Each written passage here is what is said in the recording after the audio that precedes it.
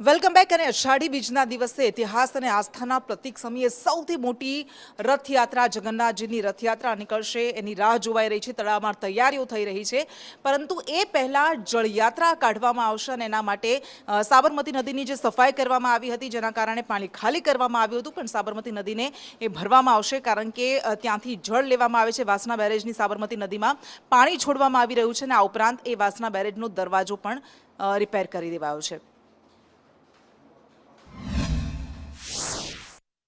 રથયાત્રા પહેલા નદીના શુદ્ધિકરણની સાથે વાસણા બેરેજની જે કામગીરી છે તે પણ પૂર્ણ કરવાનો નિર્ણય છે તે લેવામાં આવ્યો હતો અને ઝડપી કામગીરી કરવામાં આવે તે પ્રકારની સૂચના પણ આપવામાં આવી હતી।